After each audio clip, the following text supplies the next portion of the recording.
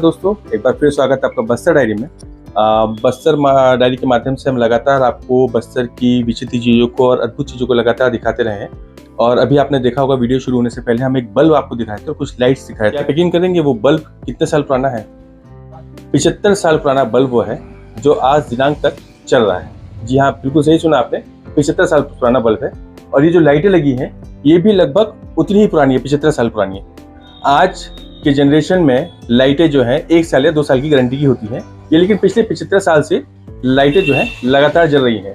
और आज इस कहानी को, इस अध्याय को जोड़ने का मेरा मेन उद्देश्य जो है वो ये है कि हमारे बस्तर के जगदलपुर में कुछ ऐसे लोग हैं और ऐसा परिवार है जिनको शायद जगदलपुर वाले कम जानते हो, कहाँ से आए थे, क्या उनका इतिहास रहा है, उसी को लेकर आज हम एक स्टोरी करने आए हैं। और अब इस वक्त हम मौजूद हैं उस घर में, उन लोगों के पास, और उन लोगों से हम लोग बात करेंगे और बताएंगे, जगदलपुर वालों को जानकारी देंगे कि आखिर उसका क्या है रहस्य और क्यों ये आए थे, क्यों राजा इनको अपने घर बुलाया था।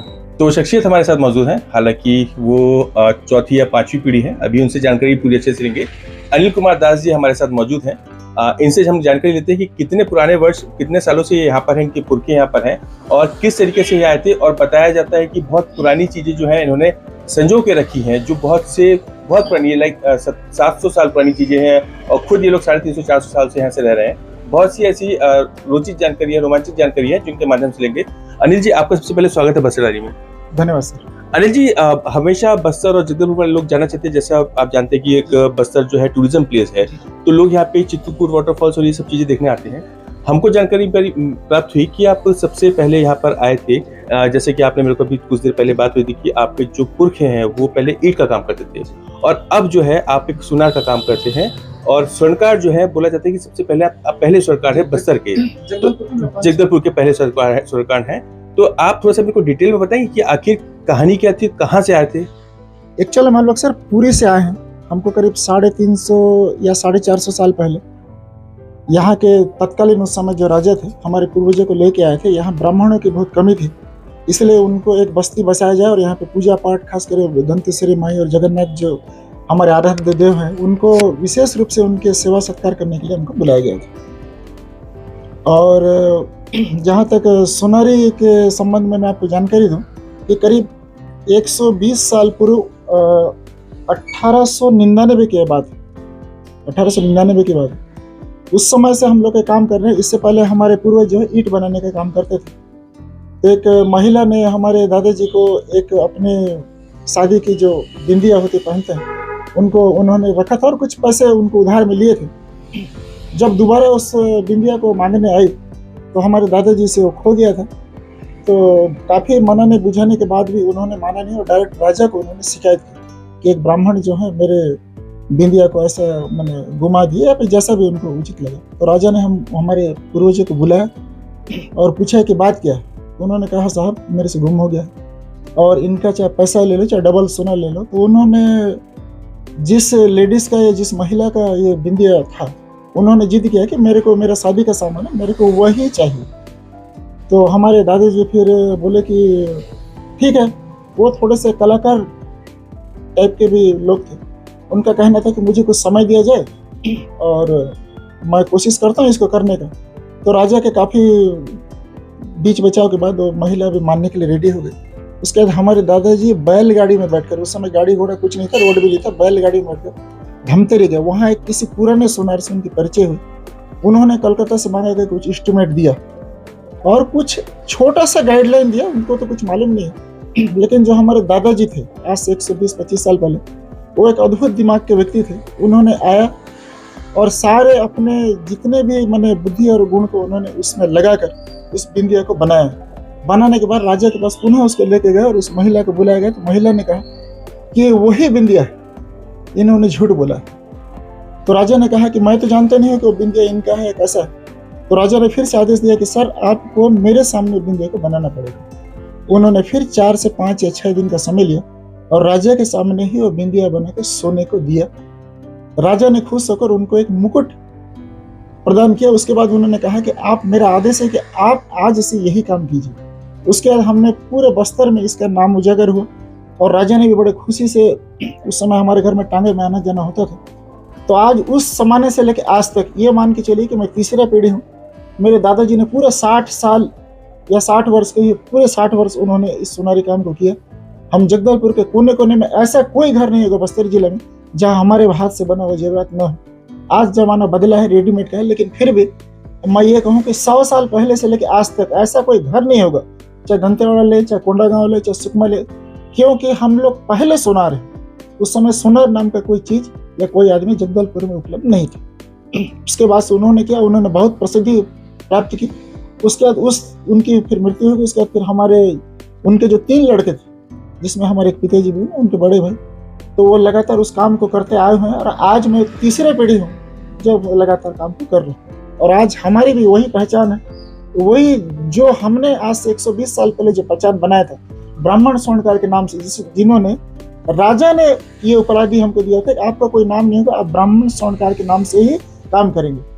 और वही ब्राह्मण स्वर्णकार के नाम से आज तक 120 से 25 साल हो रहा है हम लोग उस काम को लगातार बना के रखें। अच्छा, कभी कभी आप सोचते होंगे कि भाई हम लोग, हमारे जो बुजुर्ग थे, जो बहुत पुरानी पीढ़ी जो थी, आपको जैसे आप मेरे को कभी बताया, दर्शकों को बताया कि ईंट का काम करते थे, भट्टी में काम करते, अचानक फिर कोई महिला आती है गांव की और उसका जो जेवरात है वो चोरी हो जाते हैं, गुम हो जाते हैं। तो कभी आप लोगों को लगता है कि हम लोग पहले जो हमारे पुरख थे वो ईंट का काम करते थे, तो आज सुनार का, और आज प्रसिद्ध हैं आप, और जैसा कि आप बता रहे कि सबसे पहले स्वर्णकार यहाँ पर जगदलपुर गए हैं, और उसके बाद लगातार राजा के लिए भी आपने काम किया। हाँ सर, उस समय राजा के लिए भी काम किया। और यहाँ के जगन्नाथ मंदिर है, उसके कई सारे जेवरात हमारे माने जो दादाजी थे, जिन्होंने राजा के सामने बना के दिखाया था, उन्होंने ये किया। और राजा घर का कई जेवरात भी हमारे दादाजी ने उस समय बना कर दिया था। अच्छा, ये तो आपका रहा स्वर्णकार वाला जो आपका था, जर्नी थी, ये थी। बताया जाता है कि सबसे पुराना घर है, और यहाँ जो लाइटें लगी हैं, यहाँ जो बल्ब लगे हैं, जैसे कि बल्ब में आपने ताला लगा के दिखाया, लगा है, मैंने अपने वीडियो के माध्यम से लोगों को दिखाया है कि वो बल्ब भी बोलते बहुत पुराना है। और कुछ कमरे की बात भी कि 40 एक कमरे भी आपके इस घर में है। लगभग कितने साल पुराना, कितना समय लगा था, और कब इसका उद्घाटन आपने घर का बनाया था? ये जी सर, ये मकान बना है 1950 में। उस समय जो बल्ब और स्विच और आपने जो पंखा देखे वो आज तक एज इट इज चल रहा है, बल्ब पे भी फ्यूज नहीं हुआ है। ये बल्ब अंग्रेजों के जमाने का, रॉयल एंड निकलसन कंपनी, उस समय जगदलपुर या भारत में बल्ब के नाम का कोई चीज का कंपनी न था, न बनता था। तो अंग्रेजों के जमाने से जो हमको बल्ब उस समय आता था उसको हमने खरीदा था और आज तक लगा है। और ये देखिए आप कि आज के बल्ब और उस बल्ब में कितना फर्क है। आज 73 से 75 साल हो रहा है, वो बल्ब एज इट इज जल रहा है, आज भी जल रहा है। आप उसको देखा था वीडियो में मैंने, कभी आपने मेरे ख्याल से शायद उसको साफ करने की कोशिश नहीं की, क्यों? कभी कुछ डर है क्या इसमें? नहीं, डर है सर, एक यूनिक चीज है, आइकॉनिक हो चुका है। उसको हम छेड़ते इसलिए नहीं कि आज सैकड़ों लोग उस बल्ब को जानकारी लिए हैं सर, कई बार पेपर में भी आ चुका है वीडियो, उसके जानकारी लेके हमेशा हमारे यहाँ आना जाना करते रहते हैं। और काफी लोग उत्साहित होते हैं कि इस टाइप का भी एक माने चीज दुनिया में है कर, और चल रहा है बस। अच्छा, अगर बात की जाए, जिस तरीके से आपने बताया कि आपके पुरखे यहाँ पर थे और बहुत पुराने समय से आप लोग यहाँ पर हैं, तो क्या लगता है कि आजकल की जो जनरेशन है, आजकल जो बड़ी बड़ी दुकानें खुल गई है और बड़े बड़े संस्थान खुल गए हैं जो सोना चांदी बनाते हैं, तो क्या लगता है कि आपके काम पे कहीं प्रभाव पड़ा है उसको लेके? पड़ा तो है सर, लेकिन क्या है कि आज भी जो लोग है ना, हाथ से बना हुआ काम को काफी लोग पसंद करते हैं। अगर पसंद न करते तो 120 साल से हम लोग का दुकान यहाँ पे स्थायी रूप से नहीं चलता। आज भी हम लोग काम करते हैं, हमारे पास काम की कोई नहीं है, लेकिन फर्क तो जरूर पड़ा है। आधुनिक मशीनें आई हैं और दुनिया भर के मैंने कई प्रकार के इंस्ट्रूमेंट आई हैं, लेकिन हमारा काम एज इट इज चल रहा है। हमको आज तक ऐसा नहीं लगा कि हमको अपना काम बंद कर देना चाहिए, ऐसे चल रहा है। ये मैंने लोगों की आस्था है, विश्वास है, और काफ़ी प्रकार का मैंने एक प्रकार का लगाव है, जो आज तक हमको काम, हमारे हाथ से बना हुआ काम भी लगभग बराबर गाँव के लोग, शहर के लोग बराबर उसको पसंद किया जाता है। चाहे कितने भी दुकान आए, लेकिन हमारे काम में पड़ा जरूर है प्रभाव, लेकिन ऐसा नहीं पड़ा है कि हमको अपना रोजी रोटी बंद करना पड़ा, काम बंद करना पड़ा। ये लोगों का लगाव है, उत्साह है, और हमारे प्रति एक बहुत अच्छी भावना है कि आज तक हमारा व्यवसाय बराबर जीवित है। 40 कमरों की कहानी एक बता रही थी कि इस घर में, क्योंकि बाहर से तो छोटा दिखता है, और जैसे कि अभी बात हुई थी तो पता चला कि 40 कमरे हैं इस घर में। उसके पीछे भी कुछ रहस्य है, उसके पीछे भी कुछ कहानी है? जी सर, उस समय ऐसा है कि राजा जो है हमको उपलब्ध कराया था, और उस समय मैंने हर कोई चाहता था कि हवेली टाइप का कुछ अपना रहे और लोगों को अच्छा लगे उस हिसाब से। और काफ़ी उस समय मकान वकान बनना बहुत आसानी से बन जाता था और विशेष कुछ खर्चा नहीं लगता था। तो हम लोग उस 40 कमरे के मकान को आज तक मेंटेन करके रखे हैं। 40 तो नहीं सर, करीब 42-43 होगा।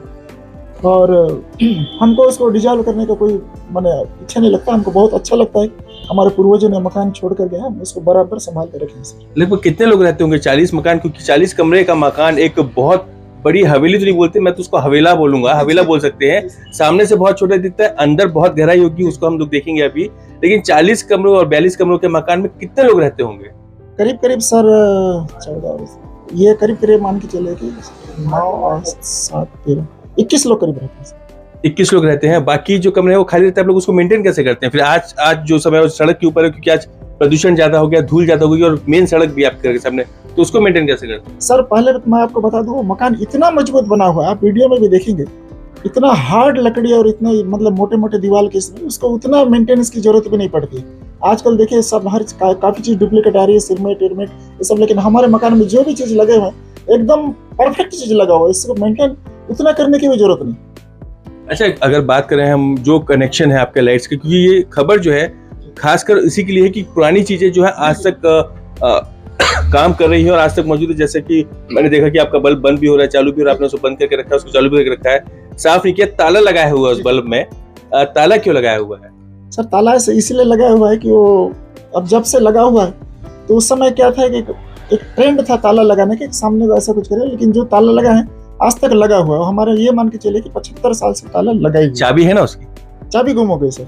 हाँ, वही एक सबसे बड़ा सवाल था कि चाबी कहाँ चली गई, क्योंकि ताला लगा रह गया। हो सकता है शायद इसलिए सफाई नहीं कर पाया क्योंकि ताला लगा रह गया और चाबी गुम हो गई है। और कभी सोचा नहीं कि आपने इतना पुराना आपके पास बल्ब है और किस तरीके से वो जल रहा है, इसके लिए पीछे एक्सपेरिमेंट भी मेरे ख्याल से हो जाना चाहिए। नहीं सर, एक्सपेरिमेंट होती है, हमारे लिए बहुत गौरव की बात है कि उस बल्ब को हम लोग संभाल के रखें, और आज उसी बल्ब के कारण और हमारे जो पुरातत्व हम लोग जो चीज संभाल के रखें, शायद उसी के लिए ही आप विशेष रूप से इंटरेस्ट लेके आए हैं। ये हमारे लिए खुशी की बात है। और जहाँ तक बल्ब की चाबी है, मेरे ख्याल से वो बहुत पहले गुम हो चुकी है और एज इट इज जल रहा है। हम लोग उसको छेड़ते नहीं ताकि खराब ना हो जाए, वो हमारे लिए एक शान बन चुका है सर। शायद वो चाबी भी इसलिए गुम हुई कि उसको खोला ना जाए। ये शायद मेरे ख्याल से ये बस्तर वालों के लिए और जगदलपुर वालों के लिए और मेरे ख्याल से भारतवासी के पूरे दुनिया वालों के लिए एक प्रकार का एक अलौकिक चीज बन चुका है कि 70-75 साल से कोई बल्ब का जलना कोई कम बड़ी बात नहीं होती। और एक बता रहे थे आप, जब बात हुई थी कि एक पुराना सिक्का आपके पास 700-750 साल पुराना सिक्का है, तो उसको भी आपने राजा के माध्यम से मिला था या फिर वो भी आपको कहीं से? नहीं सर, वो राजा के माध्यम से ही मिला था। उन्होंने हमको उपहार स्वरूप सिक्का दिया था।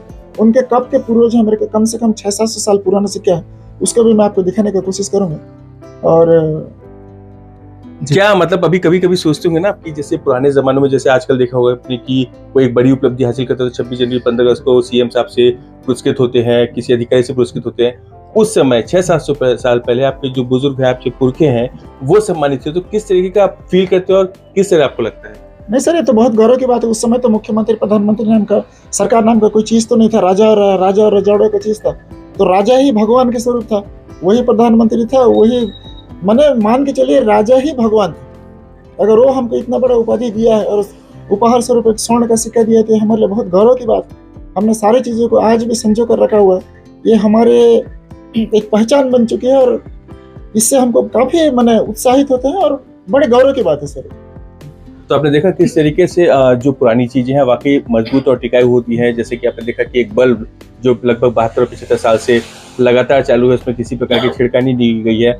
और आजकल के जो बल्ब हैं, जैसे चाइना बल्ब और बाकी बल्ब होते हैं जो 1 साल में और 6 महीने में खराब हो जाते हैं, इनका भी कहना सही है कि उस बल्ब से छिड़कानी इसलिए नहीं की गई क्योंकि शायद क्या पता इनकी छिड़कानी से वो बल्ब खराब हो जाए और जो इनकी संपत्ति, जिसे ये कहते हैं जो संपत्ति मेन संपत्ति है, वो खराब ना हो जाए।